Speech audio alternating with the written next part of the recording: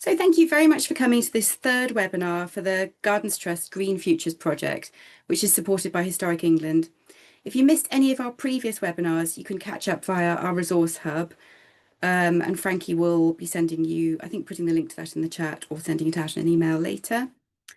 I'm Tamsin Macmillan. I'm the lead volunteer support officer at the Gardens Trust, and I'm running this project with Frankie Taylor, who I'm sure you all know, who is our engagement officer.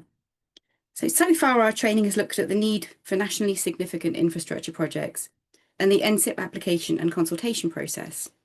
Most of the case studies we've looked at so far have talked about infrastructure projects affecting the setting of historic parks and gardens.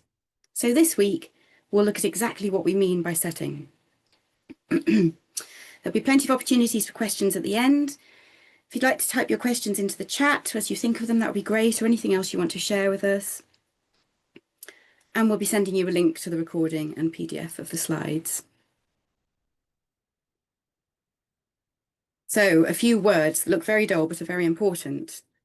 Let's start by defining setting. The National Planning Policy Framework describes it as the surroundings in which a heritage asset is experienced. And just to clarify, a heritage asset is an historic building, landscape, site or monument that merits consideration in planning decisions because of its heritage interest. The extent of setting is not fixed and can change over time. And elements of a setting may make a positive or negative contribution to the significance of a heritage asset. They may affect the ability to appreciate that significance, or they may be neutral, having no effect. Historic England's 2008 publication, Conservation Principles, adds that setting is the local context of a place, embracing present and past relationships to the adjacent landscape. So that brings in the idea that setting isn't just a physical thing, but can also be about historical or cultural associations. It's worth noting that the contribution that setting makes to the significance of the heritage asset does not depend on there being public rights of way or an ability to access or experience that setting. So just because you can't necessarily access it, this doesn't reduce its importance to the designed landscape. We've already seen a couple of mentions of significance here, and it's useful to note that the NPPF's definition of significance mentions setting. So it defines setting as the value of a heritage asset to this and future generations because of its heritage interest. And the key sentence is, significance derives not only from the heritage asset's physical presence, but also from its setting. So it's really important. And we're going to be looking at significance in greater detail in our next webinar. If you're really interested and want to know more, the key document it would be useful for you to look at is this one. It's Historic England's The Setting of Heritage Assets, 2017. I think Frankie's going to share the link to that with you, but if you just Google that, it will come straight up. It contains general advice on understanding setting and how it may contribute to the significance of heritage assets, as well as information on how views contribute to setting. And there's a staged approach to taking decisions on setting. Although it's written for local planning authorities and those proposing changes to heritage assets, it's helpful in understanding the various elements of a landscape setting. So I just want to do a quick exercise now to see if you can think of anything that might make up part of the setting of an historic park, garden, or other kind of designed landscape. So if you can think of anything, just pop those in the chat box and we'll go through them in a minute. You can just type in one word. So as a reminder, these are things outside the boundary of the landscape that may affect its significance. They could be tangible, physical things, or they might be things experienced in other way with other senses. So we'll just give you a moment to see if you can think of any of those, and then we'll just run through them.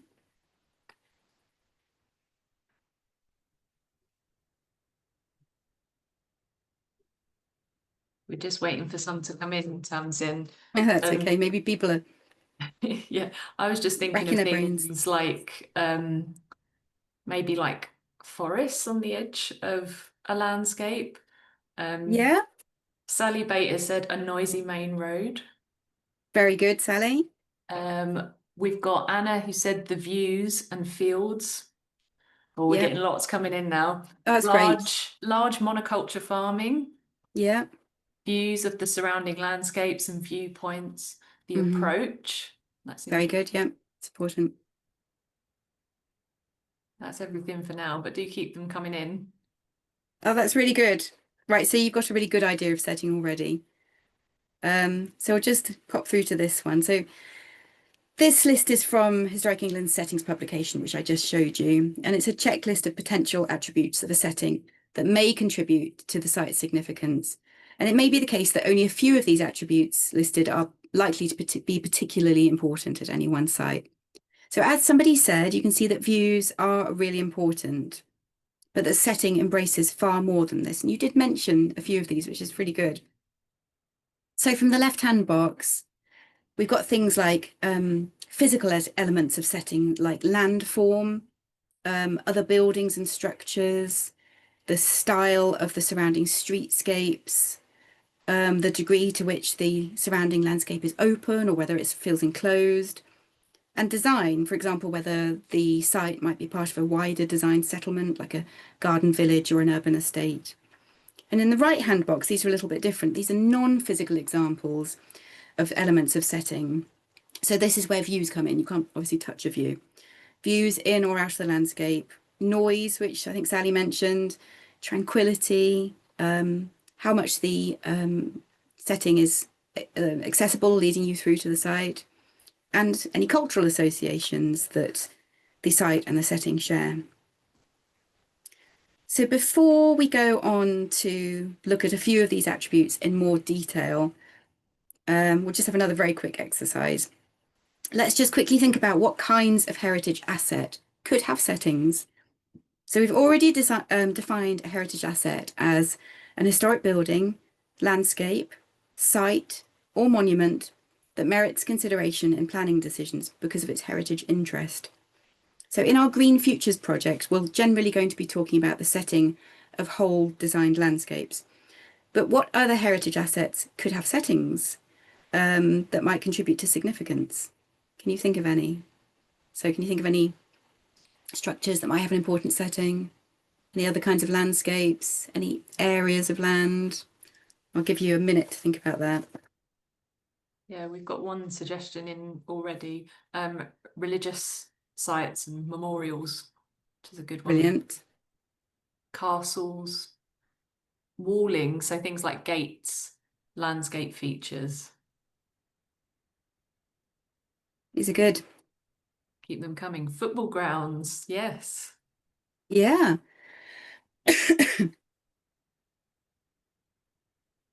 Now, some of those I'm not sure whether we'd call heritage assets. Although if it was an older and particularly important football ground, then yes, I think it probably would be. Absolutely, yes. Battlefields, mountains Battlefield. or mountain peaks, the views, follies, flight paths, that's interesting. Oh, Stables, ice houses, agricultural or industrial heritage, yes, like factories, churches. Oh, this is brilliant. Loads of suggestions. oh, that's really good. That's very good. So lots of buildings in there and landscapes.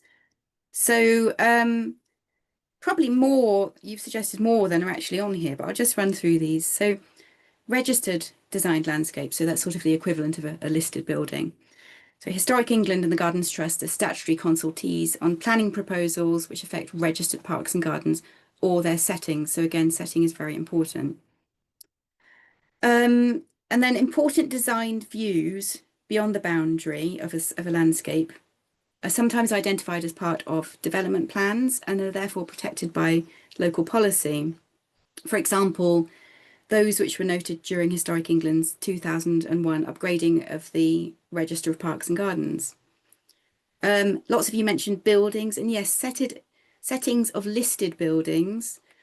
So for example, the park or garden around a listed country house, or as you said, follies or stables or football grounds or things like that, if they're listed. This is called curtilage setting, and this has statutory protection. So any new development within them does require listed building consent. I don't think anyone said World Heritage sites, but they are protected by partially protected by a mapped area called a buffer zone. But this does have defined mapped boundaries. The setting of a World Heritage Site, however, is likely to be much larger than the buffer zone, with boundaries that will vary over time. Conservation areas, these have a setting which isn't protected by primary legislation, but can contribute to its significance. Archaeological sites, so sites which are designated scheduled monuments, they require scheduled monument consent before any development or disturbance can take place within their boundaries. The settings themselves are not protected by scheduled monument consent, but planning authorities must adopt a positive conservation strategy and give great weight to their conservation in local plans. And the statutory consultee, Historic England, has to be consulted about any development affecting the setting of a scheduled monument. So it's very important again. And lastly, did anybody say settlements? So the settings of towns and cities, which may be given some protection by green belts, although that is sometimes variable. A few more words, and then we will get on some nice images.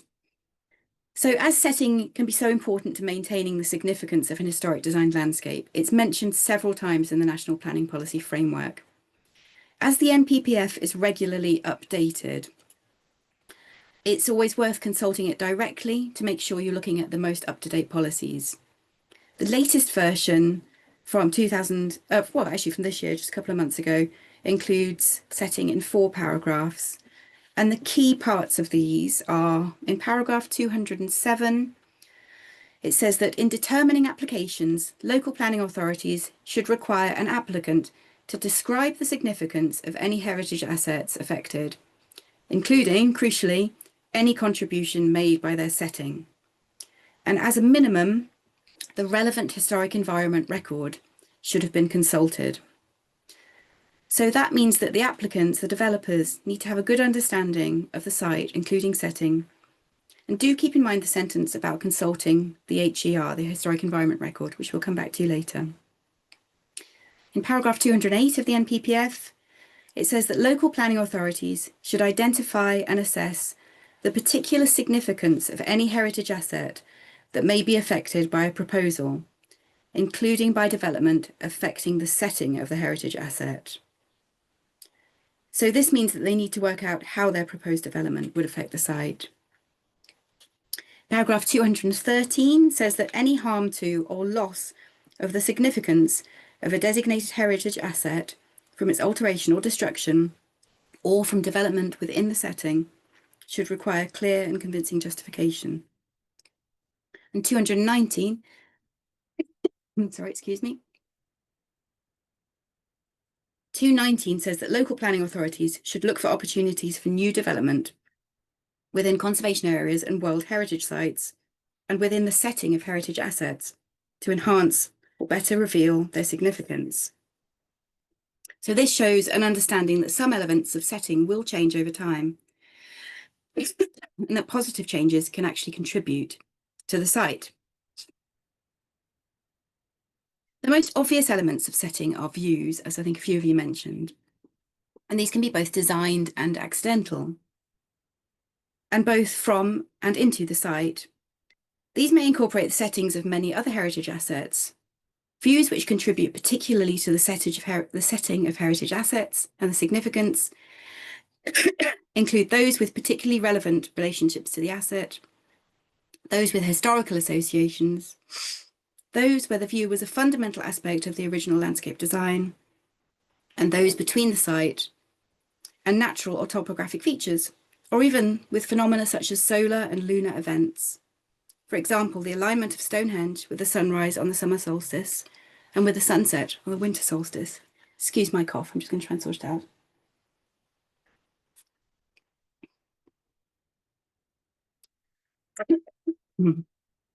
So, if a park or garden has or had a main residence or structure, it's likely that there will be key views from this location. These views may be to another building or eye catcher, or they may extend through the park via an avenue or gap in the perimeter belt to the landscape beyond. And in this photo, you can see Belsay Hall in Northumberland. And on the right is the axial view from the front of the hall, So clearly, I'm so sorry. Clearly, this is a quay view. And if you can imagine a large structure like a warehouse or a wind turbine being built in this view, even if it were miles outside of the actual designed landscape, then it could be quite detrimental. Historic parks and gardens often have deliberate links to other designed landscapes and remote eye catchers or borrowed landmarks beyond the park boundary. Thus, the setting may include designed elements of the wider estate, views to other heritage assets or natural features, or even open views of the surrounding countryside. Sometimes the view was deliberately endless, as you can see in this photo on the left at Kelmarsh in Northamptonshire. And it implies the vastness of the estate. It just seems to go on forever. Or sometimes the view led to a heritage asset such as the church tower, or to another feature, something like a clump of trees on the horizon. On the right-hand image here at Cirencester, the eye is drawn along one of the park's many extremely long avenues to the church tower in the town. This view from the mausoleum at Pentilly in Cornwall leads to a tight meander on the River Tamar, which forms an important part of the park's setting. Designed lookout spots like this might have had a seat to rest on, to admire a wooded valley, distant hills, glimpses of the sea, historical buildings, or perhaps somebody else's beautiful garden. Sorry, it's a very pesky hay fever that won't go away. Don't worry at all, Tamsin. I know exactly how you feel. Oh, I'm sure many of you can relate. If you want me to read your notes at any point, I can try and step in. Just say the word. I'll try and carry on, thanks. Views may also be dynamic, whereby the eye is led towards movement in the landscape, perhaps a busy road, an agricultural work going on the wider estate, or moving water. And the closing off of such views or the loss of such movement would therefore have a negative effect on setting. It may be that a town or settlement benefits from views into a park or garden. Public parks and squares would come into this category, allowing neighbouring houses to borrow the landscapes as their front gardens. Also, some designs have deliberately encouraged views from passing roads to give travellers an understanding of the status of the owner and the amount of land they own, so really just showing off. This is the view from the A603, looking up the extensive avenue towards Wimpole Hall, which you probably can't make out, but the house is marked by an arrow way in the distance. Now, the views you experience in a park or garden are a key part of its setting, but there are other ways that your experience may be affected. And noise and vibration is one. Maybe you can think of an example where you were looking forward to visiting a designed landscape, only to discover to your surprise that a busy road ran along one side and rather spoilt your enjoyment of a beautiful place to spend relaxing time. This is Shotover House in Oxfordshire. From the house, there's a well-known view of the canal here on the left and the Gothic summer house at the end. It's absolutely beautiful. And from the summer house, in the right image, back to the house, there's a lovely view across the canal back to the house. But the experience is marred by the heavy traffic noise, which is only metres behind the building on the A40 dual carriageway. The Oxford to London road was a much quieter routeway when the garden was laid out. Similarly, in winter, you might be able to see the movement of busy traffic through the thin belt of trees behind the summer house, which would adversely affect the beautiful, idyllic feel of the setting. Similarly, one second. Chiswick House here does look like an Arcadian idyll, and it really is. But it experiences considerable traffic noise from the A4 dual carriageway passing close by. And with 3 London airports not that far away, disturbance from plane noise is frequent, as well as the associated visual movement, which is out of keeping with its setting. Tranquility or remoteness may be an important part of setting, and therefore any concentration of new development could easily threaten this. Another aspect of setting that gardens may demonstrate is a sense of enclosure or seclusion, creating intimate spaces where people can think their own thoughts, or read a book, or just sit in the sun or shelter out of it. And this is the Georgian courtyard garden of Bromley House Subscription Library, right in the centre of Nottingham, The high walls of the neighbouring buildings completely block any views in or out, and also block much of the noise in the city.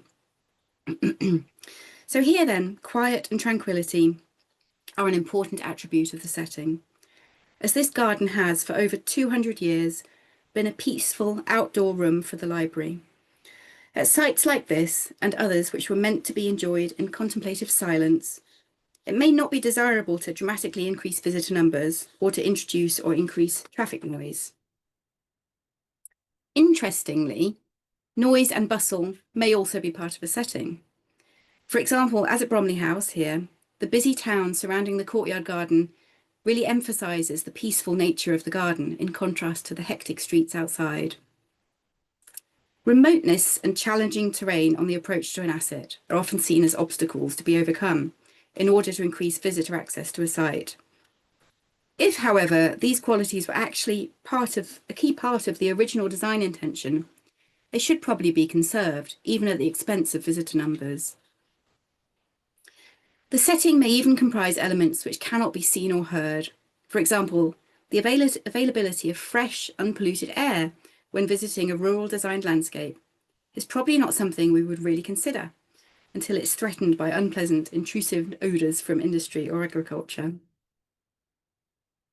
There could be a change in industrial practice nearby, which may not be visible or audible, but could produce unpleasant smells intermittently or continually. An example of this could be a sugar beet factory, such as this one on the edge of Bury St Edmunds. The fairly unpleasant smell often drifts across the town and the Abbey Gardens if the wind is coming from the north. A more common source of unpleasant smells could be the opening up of a new landfill site or a sewage farm near an historic park or garden.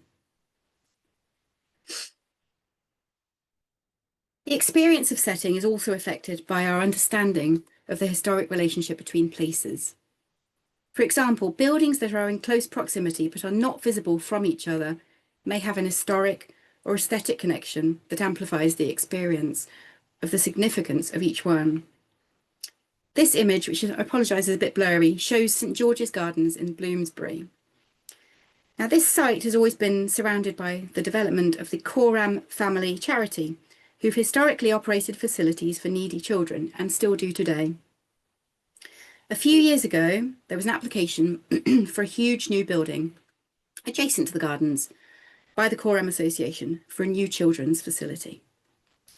Theoretically, it was damaging to the setting of St George's Gardens because it was a large dominant building right next to the gardens, so changing the views and the feel of the garden without actually being in it. But in reality, we need to take into account that this garden's setting is defined by the Coram organisation, not just visually, but in terms of its emotional and historical context. So perhaps in this case, it was appropriate to have this new building. What do you think? So having looked at a few examples of setting, we'll now look at how changes in the setting could affect historic designed landscapes.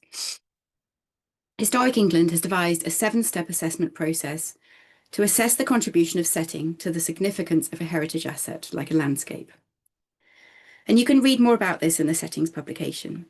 But the 2 steps most useful for volunteers, like those in the County Gardens Trusts, when assessing proposed development are step 2, which says to assess the degree to which settings and views make a contribution to the significance of the asset or allow significance to be appreciated. And step 3, assess the effects of the proposed development, whether beneficial or harmful, on the significance or on the ability to appreciate it. Our Green Futures project volunteers won't be responding as consultees to development potentially affecting setting, but if this is something that interests you, Historic England's publication goes into useful detail of ways in which changes in the setting can affect the significance of the heritage asset. So changes in the setting could bring about change to the built surroundings and spaces around the landscape, change to the skyline. They could bring in noise, odour, vibration and dust. They could introduce new lighting effects and light spill.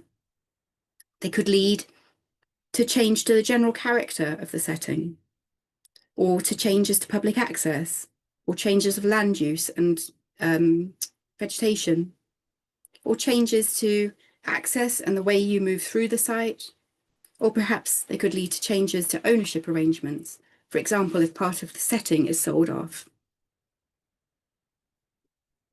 At Kedleston Hall in Derbyshire, a developer put in a plan for 400 houses outside of the park. It was a really big case, and you might have read about it in the news at the time. So on the left-hand image, you can see outlined in red the site for the proposed development. And this would have been visible within a designed view from the circuit walk of trees around the edge of the park. Local campaigners were concerned that Kedleston Hall would suffer lost views, increased traffic noise and increased traffic, and possible increased flooding from the loss of absorbent surfaces. The original application was rejected by the local authority. However, the applicant appealed and won, and then the appeal in turn was overturned by High Court judicial review. But the story didn't end there. The developer appealed to the Supreme Court, which overturned the judicial review decision, and the development did eventually go ahead. And you can see that on the right, what it looks like, just a classic housing development. So I suppose you have to think to yourself, when you're at the hall or in the gardens, would you notice that? Would it make a difference to your experience of your visit? Now, wind and solar farms have featured quite heavily in planning cases over the past few years. And whilst we fully endorse the need for more sustainable energy, especially with the current energy crisis, we must site these structures carefully in relation to historic designed landscapes in order to avoid detracting from their settings. So the images here are two mock-ups to show how wind turbine proposals would have looked. On the left, we have, I'm sure you recognise, Lyveden Newfield in Northamptonshire. And on the right, Bolton Abbey, with the turbine superimposed onto Turner's painting of the Abbey. Both of these applications were turned down because they would have had too great an impact on the setting. And of course, we've heard in our last Green Futures webinar about large energy-related infrastructure proposed or implemented at Blenheim in Oxfordshire, where plans for the Botley West solar farm are currently being developed, at Chippenham Park in Cambridgeshire, where the Sonica solar farm required creation of a woodland buffer zone to minimise the impact on the design landscape, and at Hindlesham Hall in Suffolk, where a proposed pylon was moved out of a key axial view in the setting. It can be really hard to decide how far the setting extends from the heritage asset. So this is, thankfully, a mocked-up photo of Corfe Castle in Dorset, with a wind turbine in the very near distance in the setting. So I think most people would agree that such a development in the setting would unacceptably harm the significance of Corfe Castle. And I think that most people, or many people, would agree that this proposal would not harm it, or would only have a very small degree of harm, less than significant. But how about this? It's quite close, it's fairly obvious. Or even this, further away, but more turbines. So it's really hard to judge just looking at pictures like this. So in order to know how a proposal might affect a setting, you really have to know the site on the ground and to understand each element of its setting. Setting is so restrictive and difficult to map, as we've already said. So we're not going to be doing this for the Green Futures project, and others generally don't do it either. Historic England's settings publication says that while setting can be mapped for an individual application or proposal, it cannot be definitively or permanently described for all time as a spatially bounded area or as lying within a set distance of a heritage asset. This is because the surroundings of a heritage asset will change over time, and because new information on heritage assets may alter what we might previously have been understood to comprise their setting and the values placed on that setting, and therefore the significance of the asset. So we need to be pragmatic and understand that settings of heritage assets will change over time, and that change can be both positive and negative. Where mapping of a setting has been attempted, such as Hardwick Hall here in Derbyshire by the National Trust, it can be something of a hostage to fortune.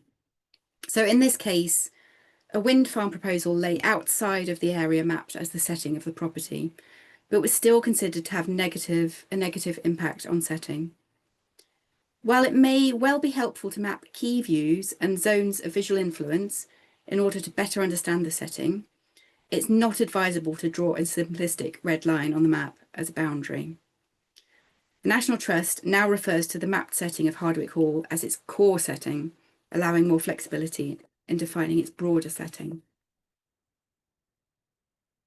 So for this project, what information are we going to be asking the Green Futures volunteers to collect? Well, as a reminder, the focus of the project is going to be to research historic parks and gardens and record what survives today. We'll be concentrating on landscapes that aren't registered, so are less understood. We're not looking to campaign against NSIPs, so nationally significant infrastructure projects, but rather to help developers and consultees understand the significance of the gardens that may be affected, so that they can make better decisions in favour of historic landscapes wherever possible. We've seen that national planning policy states that developers must understand significance and setting, and at the very least consult the historic environment record, which each county has. So we'll be depositing the volunteers' site reports onto the HER, where they can be accessed by anyone, and we'll make very clear the contribution made by setting. As the project volunteers get to know the particular designed landscape, both through research and site visits, the importance of setting to the site will gradually become apparent. Now, our recording form doesn't have a section called setting, but it does fall under these following sections. So this section asks you to record any designated heritage assets within the landscape or relating to it, i.e. in the setting. So that could be something like an eye-catcher building or a structure which an avenue is aligned on, whether this was built by the owner or not. So something built by the owner might be a folly, or something not built by the owner could be a church spire. So we'd need to record the historic information that's known about those heritage assets. Threats and vulnerabilities, again, these are either within the site or outside of it in the setting. So these are elements of the setting that might negatively affect the significance of the landscape. And they could be things like, as we've just seen, things like housing developments, or maybe quarrying. And for this project, elements of infrastructure developments, which might cause visual, noise, or other disruption in the setting. Identifying these, though, would involve having quite a detailed understanding of the proposed NSIP. It's not necessary for this project, but do feel free to look into it if you're interested. And lastly, in the site description, you'll be thinking about setting in the following ways. Describing the landscape's location in relation to settlements, roads, rivers, and things like that. Do any of them form boundaries to the site? Were they a reason why the landscape was built there? For example, was the house and its landscape deliberately built by a busy road to show off to passers-by? Was a main access point originally from a river, as at Hampton Court? What's the surrounding countryside like? Is it farmland, perhaps formerly owned by the estate, or still owned by them, or moorland with long open views? Or is there woodland right up to the boundaries, restricting or channeling views? Was it always this way? When you're thinking about entrance points, so gateways, avenues, what were the routes up to these points like? Were they flanked by avenues, farmland, or perhaps in a town they might have been flanked by grand terraces of Georgian houses? Can you see into the landscape from the approach, or even see the house as you approach the entrance? And do you think this was deliberate? Views and vistas. Now, you may want to sketch these onto a base map, probably a large-scale early Ordnance Survey map. As well as views within the landscape, please record those which are directed beyond the boundary, as well as any views in. And lastly, land beyond the boundary that makes a contribution to significance. So this is all about setting in all its forms. Anything that makes a positive contribution to the site, whether it was present when the landscape was originally laid out, such as a stream or eye-catcher building, or whether it came later, such as a recent woodland, which helps to frame key views and shield intrusive elements, like new housing developments. And we're going to be circulating an updated recording form to the project volunteers in a couple of weeks. And it will also be available on our resource hub for anyone else who's interested. So just to finish up, we're nearly there. Let's just have a quick recap about this introduction to setting. So, as we've said, setting is the surrounding in which a heritage asset is experienced. It's so important to a site's significance that it's protected by national planning policy. Developers must understand it, its effect on the landscape significance, and the potential impact of their proposals upon it. It can comprise tangible and abstract elements, such as topography, views, sound, or historical associations. And changes in the setting can affect the significance of the heritage asset. Positive development in setting may be encouraged. We know that setting can't be definitively or easily mapped. And we've just gone through the information that the Green Futures volunteers will be collecting. And we know that the information is going to be deposited on the HER, so it can be used by developers as required by national planning policy and by consultees to help guide planning decisions. So it's going to be very important research, and we're very grateful that people are going to be carrying it out in the eastern counties. And if anybody wants to follow along with that in other counties, all the resources will be on our hub for you to find. So just to look ahead to next time, on the 12th of June, we're going to be looking at significance. So I've obviously mentioned this several times during the session, as setting is so tightly linked to it. We'll be looking at the range of significances an historic park or garden can have, and how to distill those into a simple statement of significance, which gives a rapid understanding of just what makes that site important. And if you haven't already booked on, I think Frankie might be going to put the link in the chat, or we can email it to you afterwards. So that's all for today. Thank you, everybody. We'll be taking some questions, and then if you could just stay until we've just done a quick poll about how you found today's session, coughing and all. Thank you very much. Thanks very much, Tamsin. Just while we wait for questions to come in, so do just put them into the chat if you've got any quick queries. We'll try and answer them. I'll just start our poll, so please don't leave yet. It'll only take you a couple of minutes to answer 4 questions. Please do fill that in. Thank you. And we'll just wait here for a minute whilst people do that, and hopefully answer any questions that you have. And they can be questions about today's presentation or the project. Yeah, you've got an opportunity to ask us anything at this point. I'm just looking at all the interesting things that people put in the chat before. Yeah, it's really good. Lots of suggestions. I like the flight paths idea, having setting. Interesting. Mountains. I'm going to have to look to see if there are any registered football grounds. I'm now very intrigued by that. There must be. It seems like a natural Yeah, thing. there must be. There must be. I think about Wembley and the old yeah, sort of towers there. Fantastic.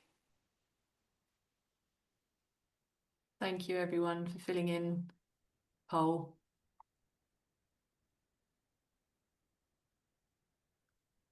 So Eric's just said that the challenge he sees is that understanding setting is very much a judgment. How does one have a good judgment? Well, it's about getting to know your site. When you start researching, looking at old maps and other sources and written materials and bringing it all together, then you start to realize what the original intention was for setting, what should be included, what the owners appreciated about the setting, how they enjoyed the views, and then you have to visit it. And I'd say you have to visit it more than once and walk around it as much as you can, and walk around the boundaries and just look as much as you can. See if there's anything noisy or intrusive. Look at the landscape elements that contribute to it, and just list them all. I mean, I don't think you're ever going to get everything down, but if you've had a good stab at it and you understand your site, I think you're going to do a really good job. Yeah, we've just got a couple of comments here. Apologies if you can't submit the poll if you're a volunteer because question 3 doesn't apply to you. Just select any answer in that case and make sure you submit it. Apologies for that. We've also got a suggestion of a football ground that is actually listed. So Fulham, Stevenage Road, Johnny Haynes Stand is a Grade 1 listed building. So there we go. Oh, brilliant. Which is really good. And someone Thank else you. has said, I think there's a listed football ground in Sheffield. Yeah, there must be loads. Well, I'm also wondering about, so I'm from Nottingham, I'm wondering about Notts County, which I think is the oldest football club in the country. So I'm wondering about their stand as well. Ian's asking how to enter data onto the HER. So this has to be done via the HER officer, and every county council has one. So in the Green Futures project, we'll be making contact with all of the HER officers in the eastern counties to make them aware of the project and sort of get them ready to receive the information. You can't enter it onto the HER yourself. It has to go through certain procedures. And sometimes there can be a bit of a wait and a bit of a backlog, but it does eventually get onto there. And then it's searchable via their online maps. Alison says, will you be giving us a comprehensive list of research sources as a guide? Yes, I believe so. So in August, Sally Bate, who I think is here, is going to be running 2 sessions on how to do research, and that's suitable for people who have never done it before. It's going to include all the different sources that you can use. So don't worry about that now. That's going to be coming up, and it will be nice and clear. So Sally's excellent at that. Oh, another listed football ground. Very good. I can see we need another webinar just on that. That would be really interesting. I think most people have completed the poll now, so if you haven't done so already, quickly click now, otherwise I'm going to end it. But thank you to everyone for completing that. Yeah, thanks everybody for coming.